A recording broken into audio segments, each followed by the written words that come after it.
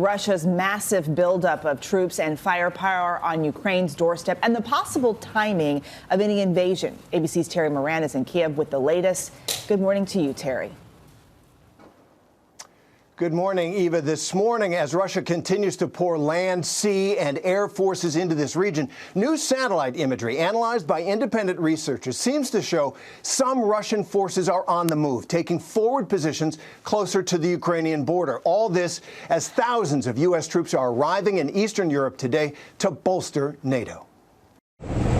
This morning, Russia is expanding its vast troop deployments around Ukraine, the Kremlin adding forces on all fronts. All told now, the U.S. saying the Russian deployments around Ukraine represent the largest advanced deployment of combat firepower in Europe since World War II, equivalent to the U.S. Army's full active duty capability.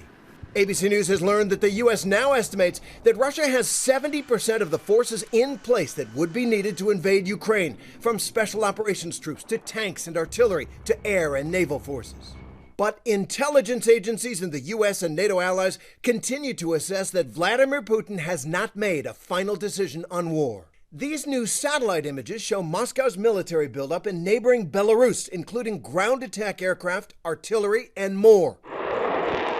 Russia has moved advanced fighters and attack helicopters to the areas around Ukraine. And the Russian military has released this video showing a pair of long-range nuclear-capable bombers on patrol over Belarus. While in the nearby Black Sea, as many as 30 Russian warships are deployed, including 5 amphibious assault ships that could be used for beach landings, and more may be on the way. If Vladimir Putin decides to invade, ABC News has learned the U.S. believes it would likely be in the coming weeks, during what is usually the deepest winter freeze here. The hard ground would make it easier for tanks to navigate the rugged terrain. All this as the first of 3,000 U.S. troops sent by President Biden arrived this weekend in Germany and Poland, deployed to reinforce NATO allies, not Ukraine.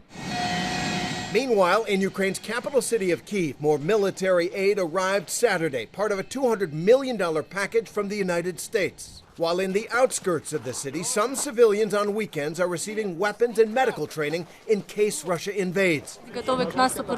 This volunteer saying, "We have to defend our borders and the future of our nation."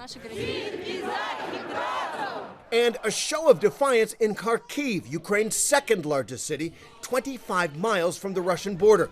Thousands of Ukrainians marching, demanding an end to the Russian threat.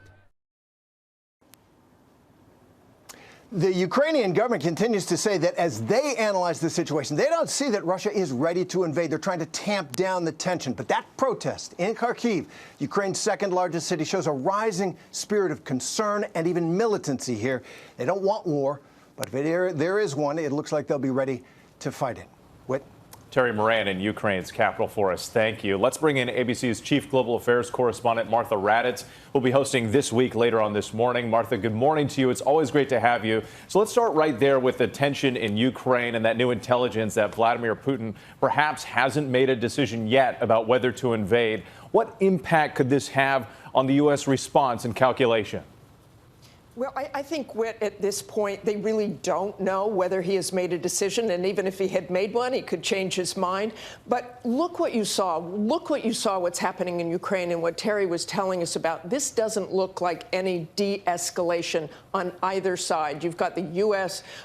Backing up NATO. You've got Russia continuing to build up those troops. I think the scenarios are absolutely horrible. If he goes in with a full invasion, you could have a massive refugee crisis. You could have massive civilian and military casualties. So this is getting more dangerous by the day. The U.S. originally said they thought he would make a decision, and if he does invade, and there are many who think he will, that it would be before mid-February or perhaps after those Olympic Games.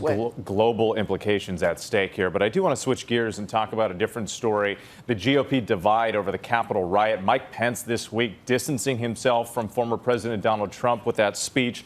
But you recently traveled to the battleground state of Arizona to examine how election integrity has really become a central campaign issue for the midterms and beyond.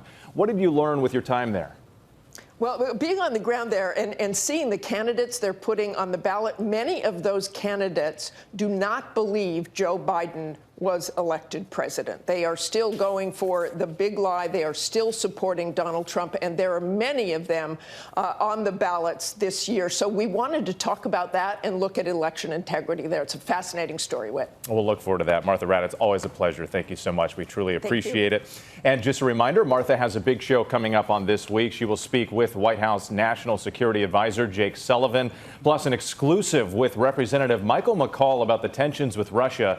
And a powerhouse political panel takes on Mike Pence's fierce rebuke of former President Donald Trump. That's all coming up on This Week. Well, hey there, GMA fans. Robin Roberts here. Thanks for checking out our YouTube channel. Lots of great stuff here. So go on, click the subscribe button right over here to get more of awesome videos and content from GMA every day, anytime. We thank you for watching, and we'll see you in the morning on GMA.